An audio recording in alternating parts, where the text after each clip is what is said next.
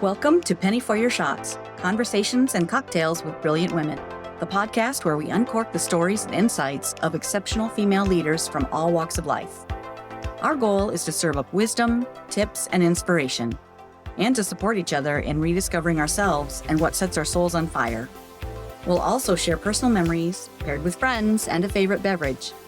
I'm your host, Penny Fitzgerald, and I believe that the best stories are served up over a glass of wine or a cocktail. So grab a glass, get comfy, and let's pour ourselves into Penny for Your Shots. Over a glass of wine, many a friend is made. In this case, Joyce Angeles Walsh and I met while tasting and judging over 100 wines in the Mid-American Wine Competition. We formed a quick friendship, and Joyce was one of my inspirations in seeking the Certified Specialist of Wine designation. She's been a wine professional for many years, wholesaling and retailing wine, and educating the public about wine as a contributor in multiple journals and industry publications. I don't get a lot of opportunities to geek out on wine as much as I did when I was holding wine tastings and doing more wine judging, but it was fun to catch up with Joyce. I often get asked, how do you become a wine judge? In my case, it was my husband, Jeff, who had heard about the Mid-American Wine Competition and suggested that I apply to be a judge. I did, and was asked to travel to Central Iowa for a test. It was so fun.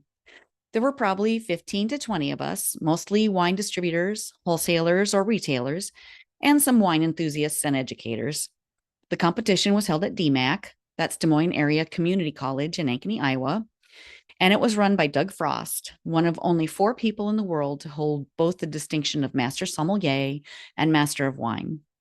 And Bob Foster, a wine enthusiast, wine competition director, and former prosecutor who has argued cases in front of the U.S. Supreme Court.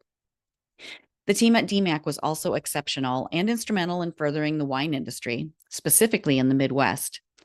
And they partnered with the Enology program at Iowa State University. The Iowa wine industry has improved so much, and those of us who love wine and those producing it locally all owe these programs and wine professionals a great debt of gratitude. So back to the test to try out to be a judge. The team at DMAC brought each of us a blank piece of paper, a pen, a spit cup, and 5 glasses of wine, labeled 1 through 5. We were told that all 5 glasses were Sauvignon Blanc from different regions around the world. We were to rank them from our favorite to our least favorite, 1 through 5, and we were told we could write any notes we wanted to about each wine. After we had tasted each one and written any notes, those glasses were taken away, and the same 5 glasses were brought out again, but in a different order. Again, we could taste as much as we needed and write any notes, and then the process repeated for a third time. After we had tasted the 3 rounds and put them in order from our favorite to our least favorite, Doug and Bob checked our rankings. The goal was not if we selected the correct favorite, because that's completely subjective. There's no right answer for that. But they were looking for consistency of palate. I was 100% consistent, and to this day, Sauvignon Blanc is one of my favorite varietals, regardless of region. It definitely has distinct characteristics, depending on where it's produced. Back then, the New Zealand style was my favorite, and it still ranks right up there for its swingy acidity and green pepperish flavors. Some people call it cat pee. I love cats, but I would not describe this or any wine like that. Today, I lean more toward those Sauvies that are produced in the Loire Valley. They're a bit more refined and balanced, but still carry a great crispness that I really appreciate. But I digress. I love to geek out on wine, especially over a nice glass or even a bottle. You'll hear Joyce mention in our episode that she believes people are drinking less wine, partly because of a desire to be healthy. Personally, I believe a good glass of wine is healthy. And if you know me, you know that sometimes I go a bit overboard. For me, a good wine is like bracelets. More is better. You be the judge for yourself. My friend Joyce is now living in Texas and continues as a wine professional. We chat a little bit about Texas Hill Country too. There's still time to join us for wine camp, but get on it. We have only a few spots left, and we'd love to fill the vans with fun, wine-loving friends, new and old. You can find more info and sign up on my website. That's pennyforyourshots.com/wine-camp. Here is Joyce Walsh. Hi. Good to see you, Penny. Good to see you. I love your glasses. Oh, thank you. So I Oh just got a notice on Facebook that it was 11 years ago for Mid-American Wine Competition, And I think that was probably one of the last years, Oh, 2013, yeah. Yeah. 2012. Yeah. Dang. That was so fun. Yes. And a lot of things didn't survive the pandemic. And a lot of times it was the wine competitions because you know, it's hard to reenact that infrastructure after a few years of being off, Mm-hmm. right? Yeah, I feel like the DMAC crew really had it well oiled. It was Yeah. just so smooth and they had it down and they were amazing people to work with. Yeah. Yeah. They really were. Yeah. So that how what other competitions have you been doing? Have you done any I recently? haven't since the last Jeff Cup. And that one was, this is 24, probably 22, Wow. because that one ended as well. So Really? Indy ended in 22 or 21, Okay. which was a much bigger competition from what I Mm-hmm. and those competitions struggle to make it viable financially. So Mm-hmm. they're not making money, they're struggling to stay afloat. And even though wineries love to complain about entry fees, there isn't really a way to have them make money unless it was like the Jefferson Cup did, a big fundraiser in Mm-hmm. Kansas City every year, the last several years, for Angel Flight Network. So that was one way, that Doug Frost gave back. Mm-hmm. Um, but it just became too difficult, really, to keep that whole thing going. It's a lot of coordination. Yeah. People from all over the country and then plus the crew. And most of the crew is volunteer, isn't it? Yes. Yeah. They Yeah. just they pay travel expenses. Well, actually, no. Doug did give you a stipend for the 2.5 days that you were there, which was Mm-hmm. really nice. Didn't have to do that. A lot of competitions don't. Mm-hmm. Of course, I was always a local judge for 21 years, which was Nice. amazing. That was So a it was fun a one. wonderful, and that's where we met. So Yeah. yeah, and that was Super probably fun. in 2005, wasn't it? Yeah, it could have been 5 or 6. Yeah, Yeah, way back in the day. yeah. Wow. Yeah. Well, and the crew, the backstage crew though that were putting everything together, I don't think they are paid. They were volunteer, correct? Yeah. That's Yeah, a lot of work. yeah, yeah, But fun. It's fun work because you get to, yeah. taste the wines and meet other Did fun you do wine that people. the first, or did you start as a judge in the I started first? as a judge, but then Yeah, I ran a competition, a local, like our county fair competition. I ran that for a few years, and we're not doing that one anymore either because it's right. just so much. Yeah, yeah. Super fun, but hard. It's a financial drain on wineries. It's just too bad because I've seen it several times. Going to wineries that have been in the Jeff Cup, and working in wineries that Hmm. have medals. The sales opportunity for that is huge, but that's really the main artery for sales that come from a competition medal is in the tasting room. Oh, right. You don't see it Yeah. really in retail. It doesn't mean as much, and of course, not all the medals are there in a Yeah. retail store. But the wineries themselves, where you have the opportunity to have the public in a tasting room, is huge. Hmm. Well, So and not many wineries ship, do they? I mean, I wouldn't think some of the smaller ones would have the capacity to do that.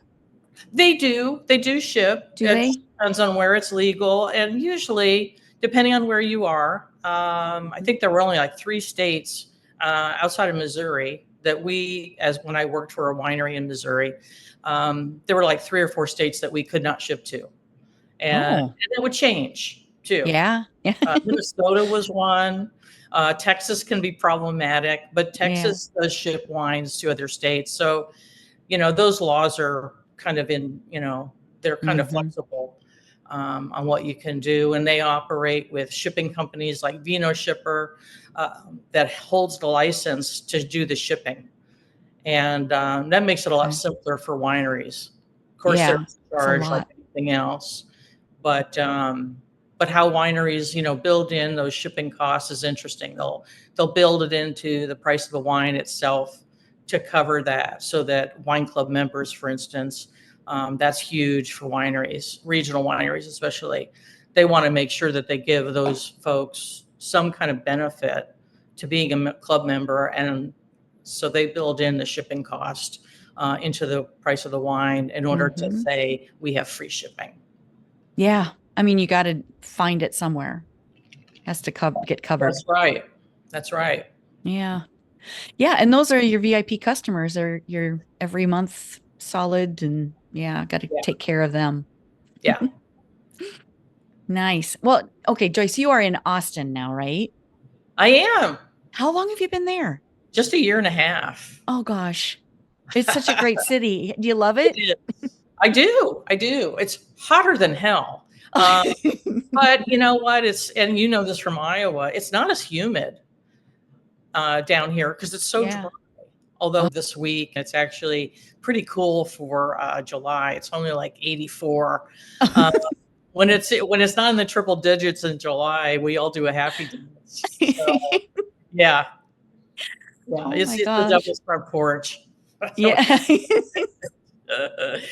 Yeah.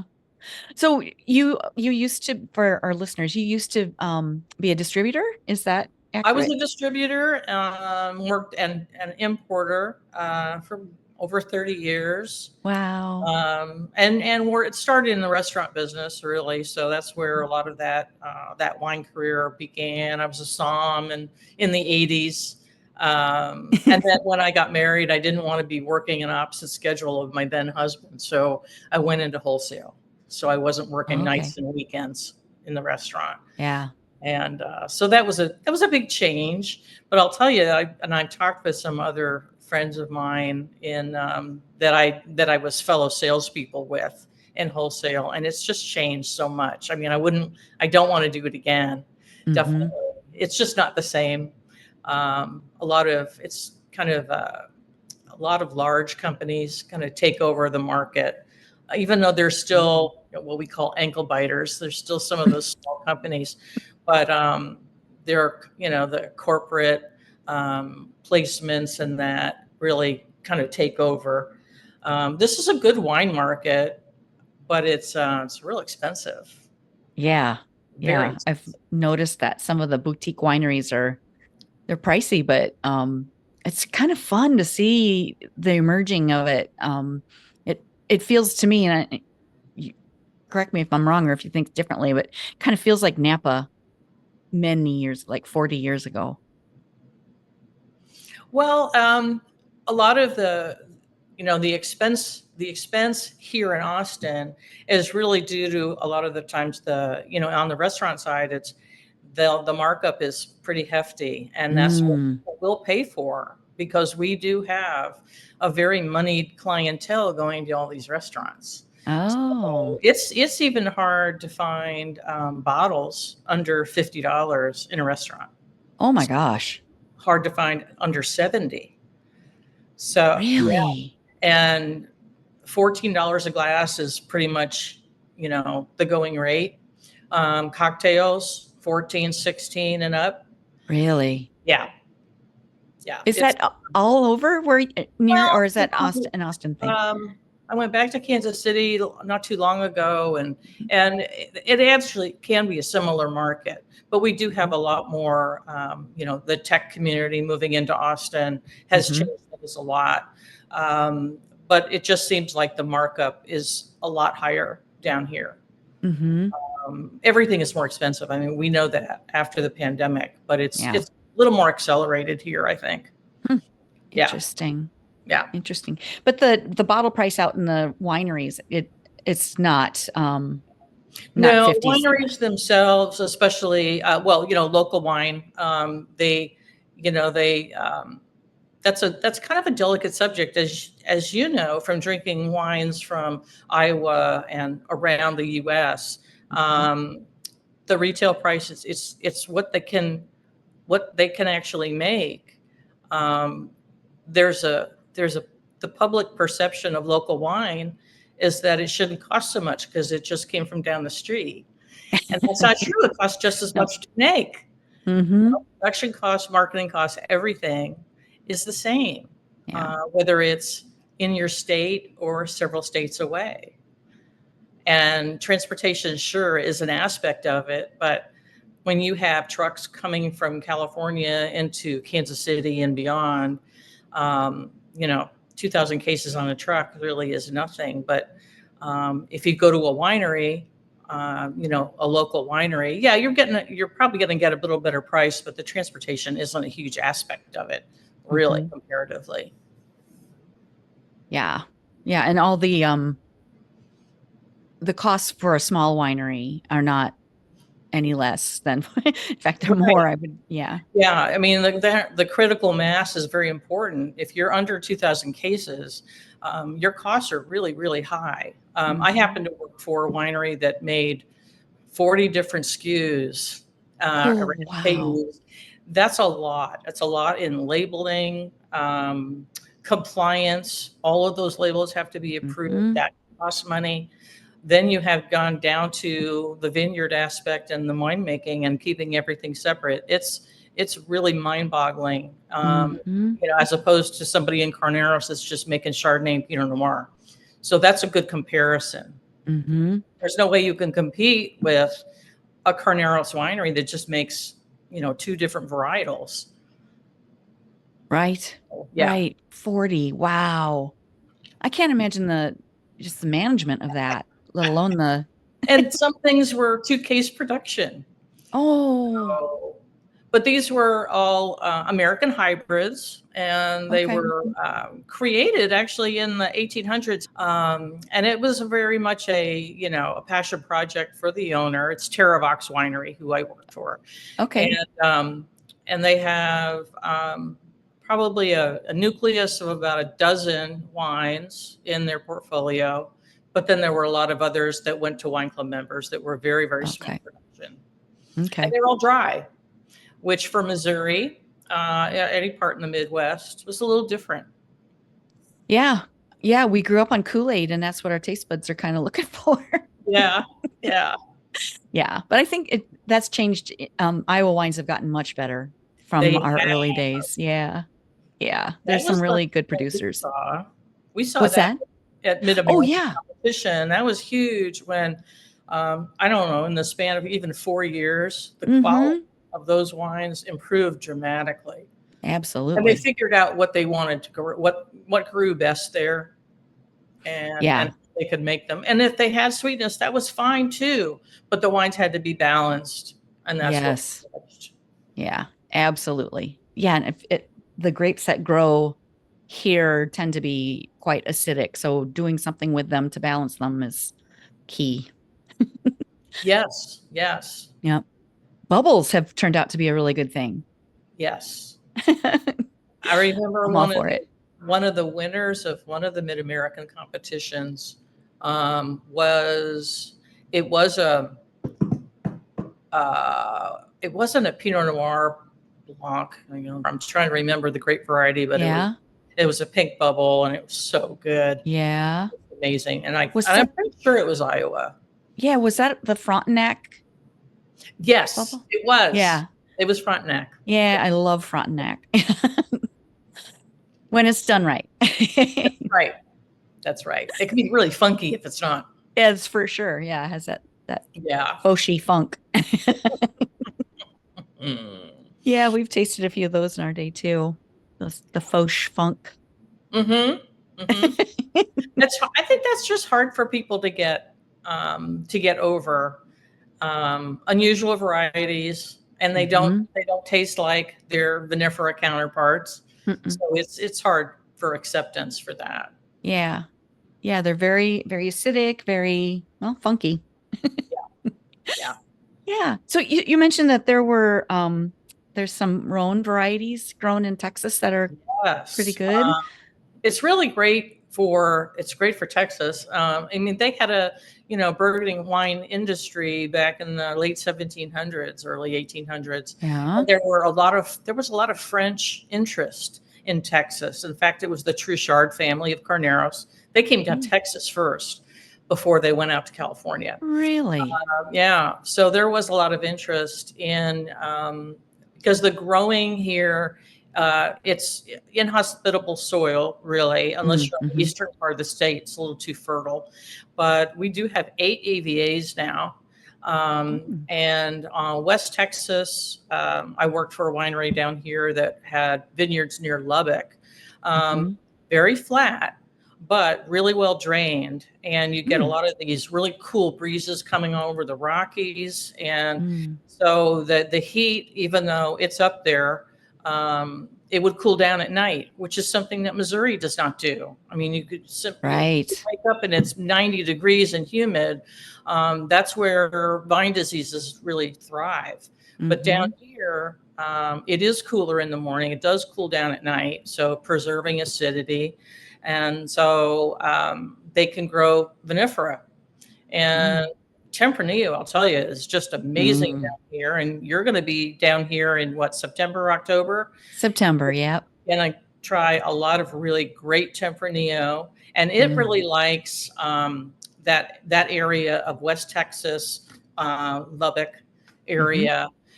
It's very spotty. Apparently, you can see Tempranillo in a lot of places in hill country, but there's some places that it really thrives and it really excels.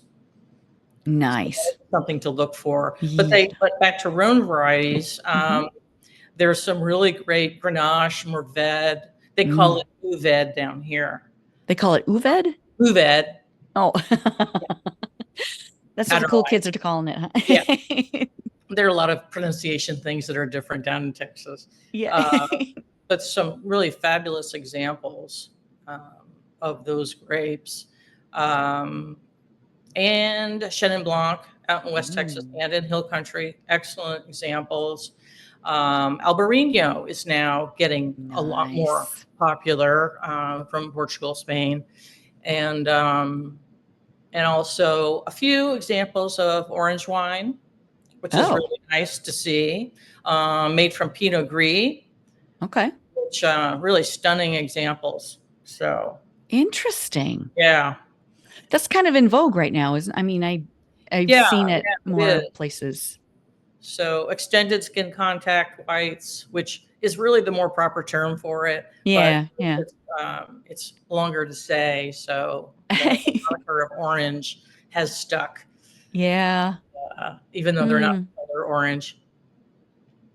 interesting. Yeah, I can't wait to try some. I have not had an orange wine myself. No, I've been chicken to try them. well, they're actually they're not my favorite wines until I Mhm. had certain ones. So Okay. Pinot Gris makes a tremendously, follow the Italian example. And Okay. those wines were historically called Ramato. They didn't use the name orange. So Ramato is it's the ancient word for rust, I think. And those were wines that were, not as brilliantly colored, but of course, aromatic whites are so fabulous, like in Friuli.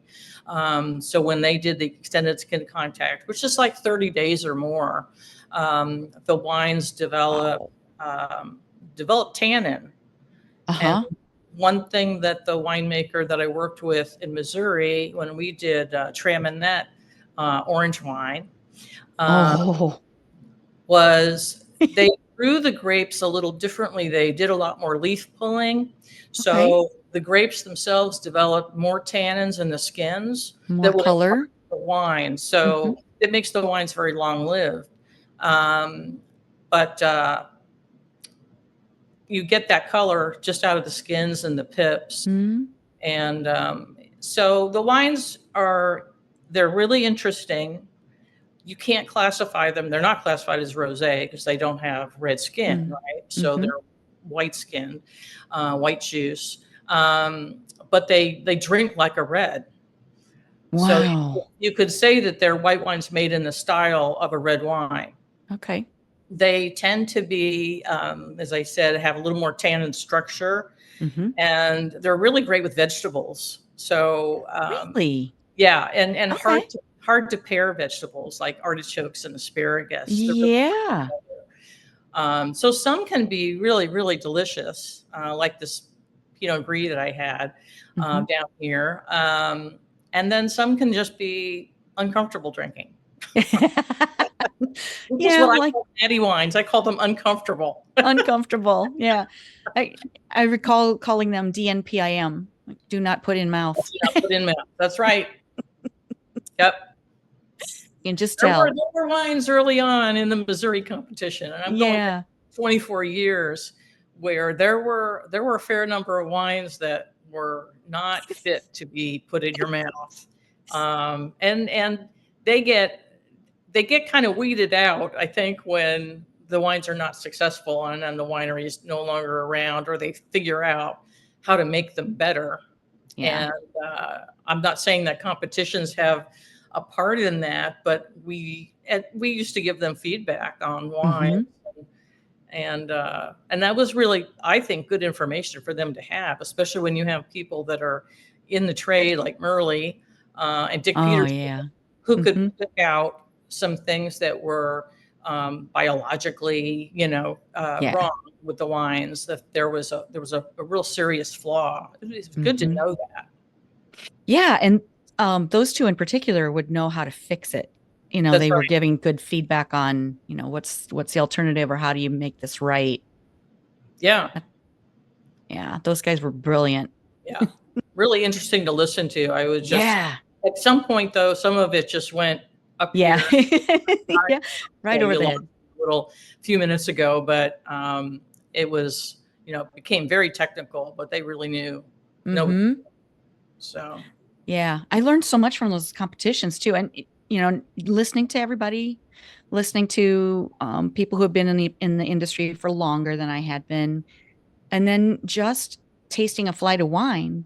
Like, side by side, if you have 7 Cabernets side by side, you really yeah, get to understand what that grape is supposed to be, what it's supposed to taste like and the expression of it. And um, yeah, if anybody wants to learn about wine, that's a really great way to do it. It's a little expensive if you're doing it on your own.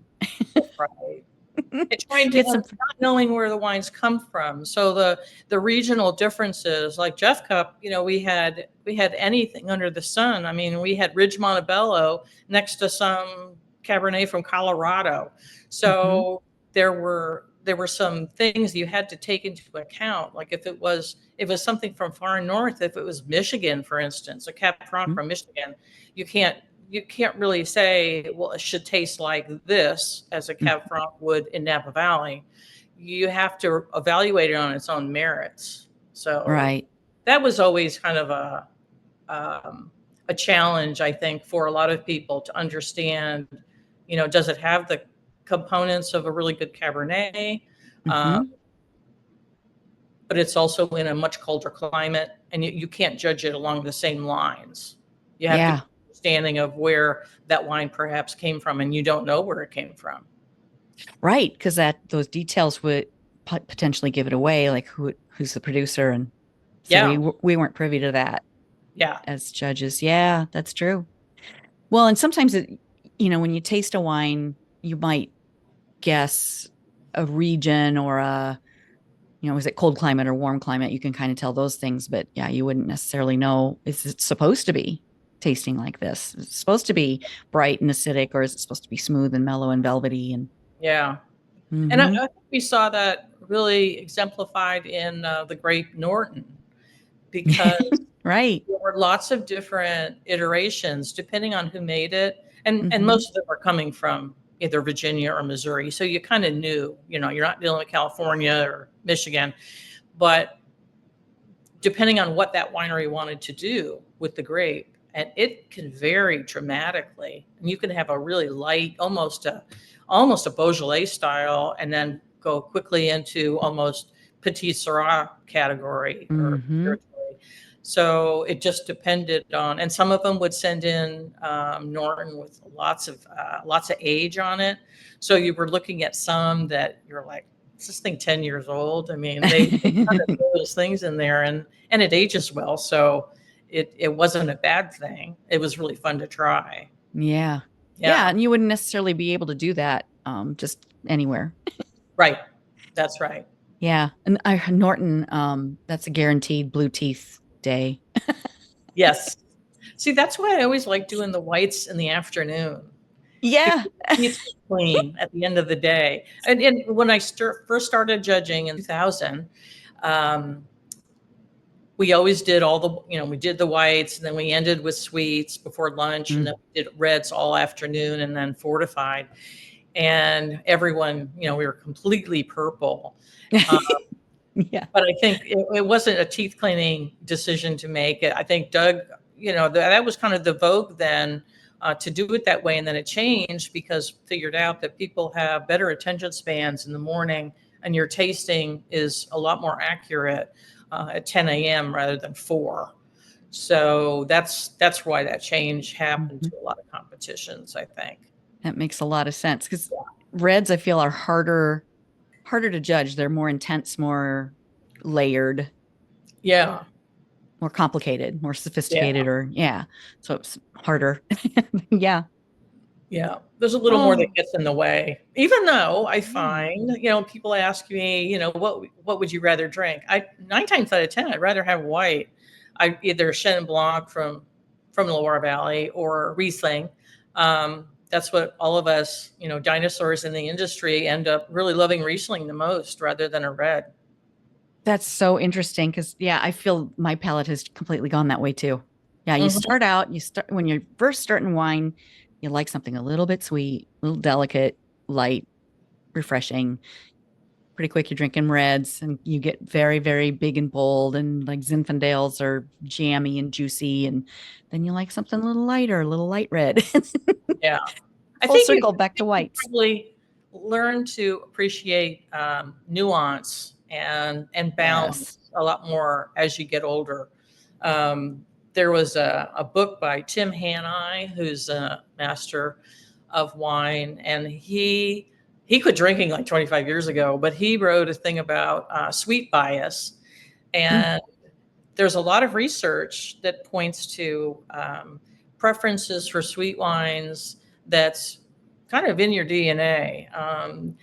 It's people that started out liking sweet wines, and 40 years later, they still prefer sweet wines, and there's nothing wrong with that, certainly. Yeah. But they have that because of certain things, maybe in their childhood. It even goes back to when they're in utero, if their mother had a lot of heartburn and upset, that they or they don't like bitter greens, they just don't like bitter things. Like 28% of North America prefer sweet, and they always will. It doesn't mean they have to graduate, and we as an industry we're really remiss in not paying attention to that, because we shouldn't be expecting people to graduate to dry wine. If they like it, they like it, and that's fine. Yeah. And I have found that in competitions, especially, I keep thinking of competitions because of where we met. But folks that were starting out on the judging circuit, and maybe they didn't last very long, because if they did Midwest, you do have to judge wines with residual sweetness. And sure, some of the ones they're not as easy to tolerate, but there is a market for them. But they couldn't judge anything with any sweetness. They just thought it was bad. So their judging career was, I think, probably cut short. Yeah. By the organizer. Yeah. Be open to all of it, really. Right. And it's not like it goes back to the balance thing you mentioned. It has to be a balanced wine, and that's right. Yeah, a lot determines what's good, but well, and there are so many wines out there. Why limit yourself to just, one style? Yeah. Yeah, depends on what you're eating, or if you're just, hanging around on the porch, little porch pounder action. Right. There are certain things that are great in certain situations, either social situations or food wise. Think of wines that are so versatile that are end up to be the ones that I drank. And they're not heavy reds. I don't like over 13.5% alcohol. Same. They're too jammy for my palate. Yeah. And you don't feel good the next day. Right. And of course, being in retail after so many years in wholesale or working for a winery, when you talk to people in on a retail situation, Down here, they're just deadly afraid of anything that has any sweetness whatsoever. I've never had so many people go, "It's not sweet, is it?" I mean, I was helping a gentleman in Burgundy, and he's spending, $50 to $100 a bottle on red Burgundy, and he's asking me if it's dry. Goes, these aren't sweet, right? I'm like, oh my God, I wish I had your money, and I can buy for, but you don't know that red Burgundy's dry. I mean, it's just it's interesting. Yeah. Yeah. Well, and I feel like a lot of wine people can make it intimidating. It's intimidating to listen to a wine person, but Yeah. It should be still a fun product for you to enjoy. It should still be, you know, I don't know. I hope along my career that I help take some of the intimidation out of the process so that it's easier for people to drink and enjoy and not Mhm. feel, like they have to know everything about it. Because if you like it, you like it. And if you Yeah. drink it, yeah, fine. You can put an ice cube in your wine in front of me. That's okay. Yes. I maybe would recommend you not do that at a restaurant in Napa. Well, they should be serving their wines in a better temperature so that people Exactly. don't have to do that. But if they want to, Exactly. then that's fine. That's fine. How Yep. many of us put red wines in the refrigerator for like 15 minutes, especially down here? It's so hot. Yep. I want to still drink red wine, Yeah. but I put it in the refrigerator for like 15 minutes. Me And it's too. especially Italian. Yes. Yes. They're very, they tend to be hot. Yeah. Yeah. And when they're drunk warm, they're really bitey or can Well, if be. we were in Spain, if we were in Priorat, where Grenache can get up to 16% alcohol, they serve those wines rather chilled, to dumb down the alcohol. So, Good. Yeah. Yeah. I had some sangria. We just, some friends of mine and I went to northern Italy and then Valencia.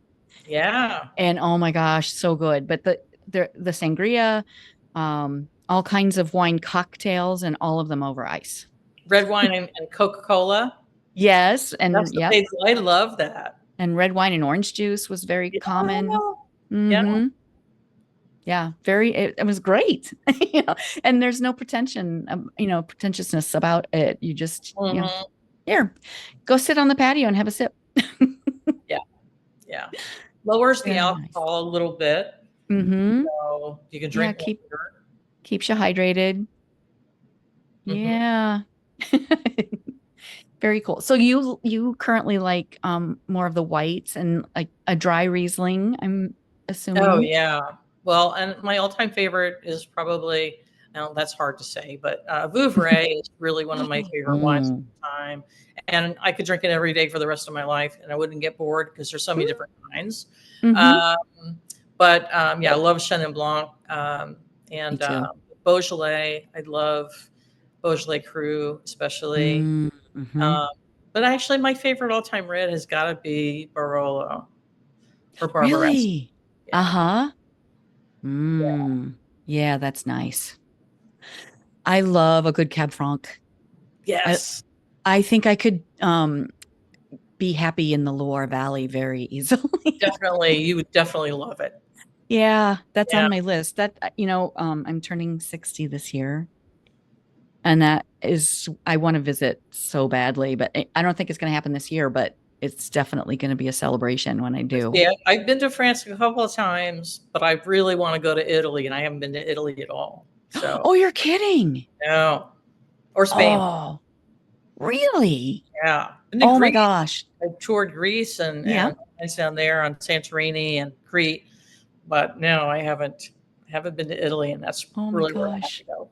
Yes. Oh, Florence and Tuscany and Mhm. mm, yeah, we went there with the Traveling Vineyard incentive trip in 2008. It was that we Mhm. went and oh my gosh, it was so good.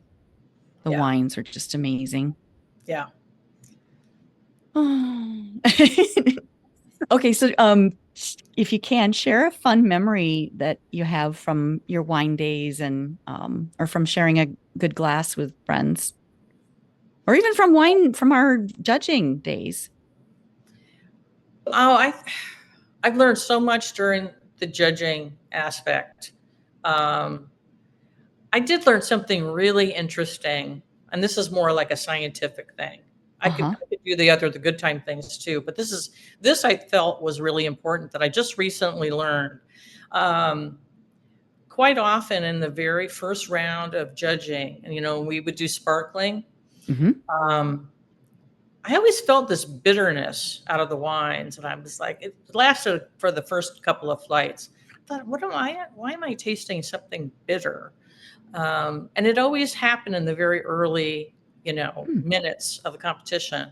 And I learned that your saliva, when you're really tired or stressed, your saliva dries up in your mouth and you taste bitterness. So, Interesting. so all those nights that we went out and drank tequila and mezcal, which I wasn't hungover because mezcal doesn't give me a hangover, but I was tired and only had a few hours sleep. And then you start judging the next day. Of course, we don't do that like we used to, because in the early years of judging, and it was Doug and it was all these people that we were out drinking mezcal till like 3 a.m. Chichibeo. Yeah, the latter few years, we were like, yeah, I'm going to bed. But that was the reason for tasting that bitterness, and I thought that was really interesting. Yeah. Wow, I don't think I'd give up those nights around the fire pit either, I had to give them up. You have this huge FOMO. I don't want to miss anything. Yeah. But yeah, you'd pay for it the next morning a little bit in the tiredness department. Yeah. Yeah. But I did learn that mezcal is really, you feel good the next day, but tequila, not so much. Really? Is that good tequila? Right, good tequila. Anyway, so. Right. Yeah, no, nobody needs bad tequila. No. Life's too short. Yeah, the smokiness of mezcal, is that something that it helps with the? I don't think so. I think it has to do with it being from the agave plant. And more pure? Well, it's said to be not a depressant, but a stimulant because of its plant base, because of that particular plant. And I think I never had like heartburn, I always had healing properties because of the agave plant. But it is true that it is not a depressant as other alcohol is. It's a stimulant. Mama's milk. Yeah. My husband says that Scotch is mama's milk. Mezcal. Yeah, I just remember toasting in the traditional way with Chichibeo. Yeah. I still have some of those cups, I think. Gosh. It's huge down here. When I first started working retail last year down here, I couldn't believe, a whole row in a retail store where you would see Chardonnay, it'd be full of mezcal and tequila. Really? Or even longer. Yeah. Yeah. It's really, really big down here. Okay. And bars that specialize in mezcal. Okay. There are some slight differences, and mostly it has to do with the plant itself. Okay. And then also the region. And I think I've forgotten a lot of what I learned about tequila and mezcal already. So yeah, since I don't sell it anymore. Yeah. So what's next for you? What do you want? I'm not sure. I'm kind of taking a little breather this summer while it's so hot out there. But I'm thinking about other industries, and I'm semi-retired, so I don't really need to be out there. So the wineries in Texas are very attractive. They're not as close to me, however. It's a little bit of a haul. And I don't know. I'm enjoying just being in a new place and being closer to my son, who's my only down here. So this is why I moved here. And but I have family in the Northeast. So where I wanted to retire, which would have been Maine, I ended up in the opposite direction. I didn't want to be further away from my son, so Right. I came this direction. Yeah. Well, Yeah. you can still visit Maine. That's right. You That's can go right. see the Still changing of the leaves and not easy getting out of Austin to a lot of places, however. oh, yeah. Yeah. Yeah, being near Cedar Rapids, I have the same problem. Yeah. You have to connect wherever you go. Yeah. I had had an interesting experience going East Coast in May for Greek Easter. That's huge for my family, and I hadn't been in 10 years. So finally, flew from Austin to trying to get to Hartford, Connecticut, but didn't end up going there. Ended up flying to Boston at the last minute because the flights weren't cooperating. Oh. And when you miss something in Austin, you might have to wait another day. And so we did end up flying to Boston and driving down to New Haven. Oh gosh. So, and then had another delay on the way home, and kind of the same deal, but it didn't involve a rental car. So a hotel stay. Yeah. Yeah. Gosh, and hopefully no security or system glitches like are Oh my happening God. right Well, now. CrowdStrike, that caused all that problem is here in Austin. Really? Yes. Oh. And of course, Delta does a lot of flying out of here. That's usually where I would end up on Delta. So it's a mess. It's a real Yeah. mess down there. We were on Delta and I got back hours before the problem happened. Yeah. My bag arrived today, a week later. Whoa. Wow. But I'm just grateful to have it. And I'm grateful that it did not happen on the way out, and that we didn't get stuck. It was just the bag. Right. That's right. I've had enough baggage go lost that I never put anything in there that I have to have. Well, I always plan yeah. on it, whatever I put in there, just plan on it getting lost. So because I was coming home, I was not that careful. yeah. Well, see that's true. That's true. But I got lucky. I thought I'm not seeing that bag ever again. When I saw the news, with all of the sea of bags and the sea of people, and oh my gosh. Yeah. Yeah. But it was just a bag. And look at all these people who were stranded in the airport for days. Oh, yeah. What a mess. Yeah. Oh my gosh. So, Joyce, what have I not asked you that you would like to share with people? Well, I mentioned to you before last week that I actually have not been drinking for 90 days, except for 2 cocktails I had in Kansas City. And when in Rome, I'm probably not gonna go forever. I thought I'll go somewhere between 3 months and forever. But I've been craving Barolo, and now that I'm talking about it, and I was going to get some wine before our conversation, so I'd be drinking wine, but I just didn't make it out yet. Yeah. But I think that everyone wonders, why are people not drinking as much? Well, it's for health reasons, a lot of it, and the other part is it's expensive. I think a lot of people quit drinking to save money and also for their health. And that's not something that no amount of wine education is going to change. A wine education is fabulous, but people aren't as receptive as they were 20 years ago. But it is more of a social thing. So things that revolve, like you're doing in Texas in September, that's a great vehicle to get people on the wine train, literally. Get them just to form friendships around it and have those experiences and safely.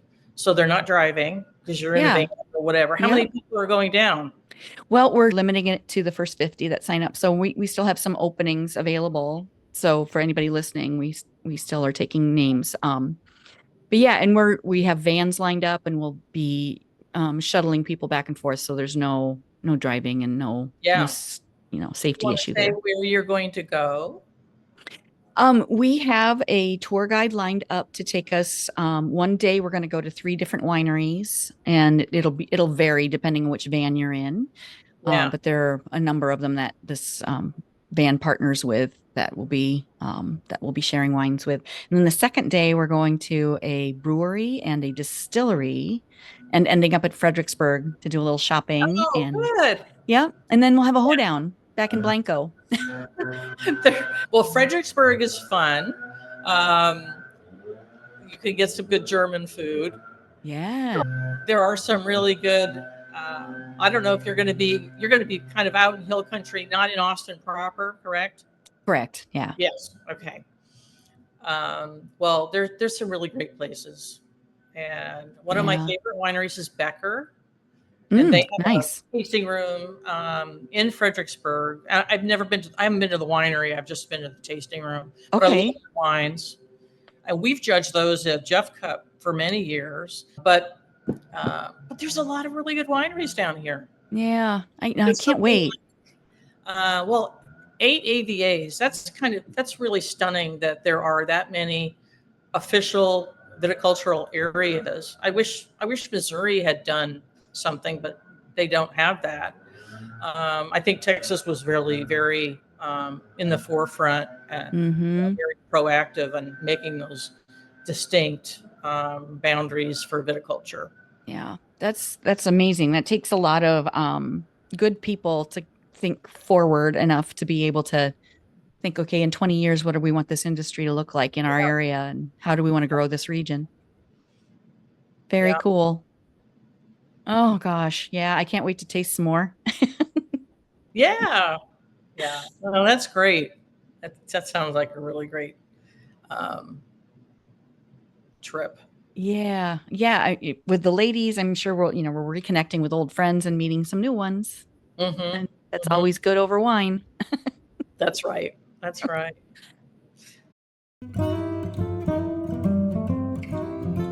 Wine camp, it's a thing, y'all.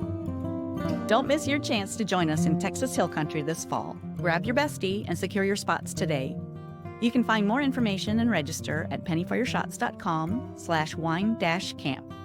We'll be tasting wine at multiple vineyards, making craft cocktails together, checking out a brewery, and doing some shopping in Fredericksburg. And we're finishing up our time together with a hoedown in an Old West town with Pistol Pack and Paula. There'll be a few other surprises, and you won't want to miss a minute. The events happen September 19th through the 21st. Check out all the information at pennyforyourshots.com/wine-camp. And if you have any questions, reach out to me at pennyforyourshots.com or on social media. It's going to be a blast, and I can't wait to say a toast with you in person this fall, y'all. See you there.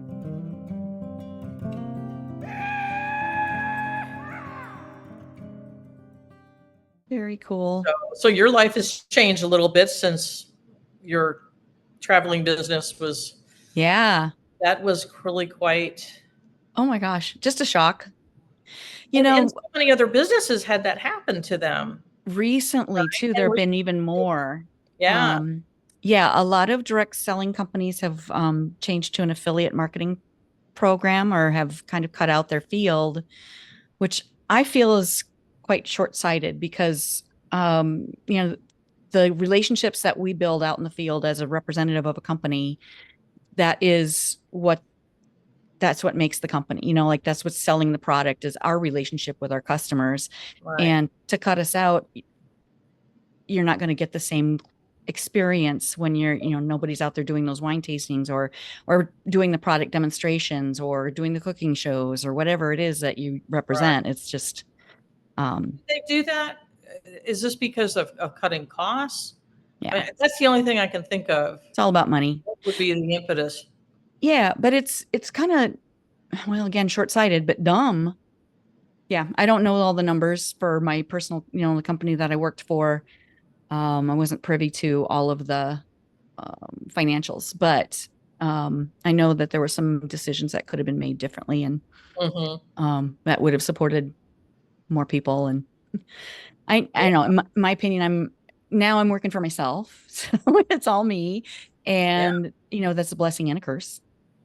I'm sometimes a good boss. So it must affect you from a compliance standpoint. I mean, do you have to do, and you do things in Iowa as well as Florida, or Because do you have to have a certain license, or how does that work? Yeah, I really haven't done any wine tastings since the shutdown. But I have been doing, a little bit of education. Mhm. So I would be able to do wine education and a tasting without selling. It was always the company's wine that people were ordering, but I was helping them decide which wines to order. Mhm. Um, so yeah, I'm not doing any of that piece of it, and I'm really focusing more on coaching people in the direct selling industry, Yeah, and on helping people have a good time through these retreats and learning about wine in different regions of the country that are maybe overlooked or at least not as well understood. So, like this year, Texas, and next year, I'm not quite sure where yet, but I have a good idea about a couple places to go. So yeah, something fun to teach people about wine in a really fun way, and to mhm. help lift women up through the podcast and share stories, and then help those that want to get to the next level in their direct selling business, helping them know how to do it and how to take good care of their customers. So that's Yeah, where I'm yeah. focusing. Pivot. Yes, that's right. The It's great just, pivot. I think economics kind of controls how we have to change our work life. Um, and it's just something that if you don't do it, you're not going to survive it. Yeah. Yeah. And follow your heart and your passions. You Yeah, can't go wrong when you do that. yeah. Yeah. It's so great to see you. It's so good to see you I've too. missed you. Yeah, we used to have a lot of fun, and Yeah, gosh. so long ago. I know. I can't believe it's been that like 11 years, Yeah, 11 or 12 years. Wow. and yeah, I think it's actually been a little bit longer because I think that the Mid American competition started in '05, Uh-huh. '05, '06, and yeah, so Mm. I think we were biking around DMAC that Yeah, that really hot day. it was super hot. Yeah. We didn't get very far. No, that's okay. That's okay. We spent some time together and had some Yeah. sun. It's great to see you, and I look forward to keeping in touch. Yes, please do. And good luck on your trip. Thank And you. and if you need any advice on where to go or anything like that, holler. I will do that. That's awesome. I can't wait to talk to you about it more. All right. Will do. All right. All All right. right. Thanks, Joyce. Okay. Bye, Penny. See ya. That's a wrap on another spirited episode of Penny for Your Shots, conversations and cocktails with brilliant women. I hope you've enjoyed the intoxicating blend of wisdom, wit, and wonder that these incredible women bring to the table. Check out the show notes for links to resources referenced in today's episode. And remember to subscribe and raise a glass with me every Thirsty Thursday as we continue to serve up inspiration, celebrate resilience, and reignite the passions that set our souls on fire. If you've loved what you've heard, please share the podcast far and wide, and leave a sparkling 5-star review to let me know your thoughts. It would also help tremendously if you would visit pennyforyourshots.com and subscribe to learn when new episodes are available and pick up my free recipe. In the meantime, remember that your story deserves to be served and savored. Cheers to your brilliance and of women everywhere. Until next time, keep sipping and experiencing life's extraordinary moments. This is Penny for Your Shots, signing off with a clink and a toast to us. Cheers.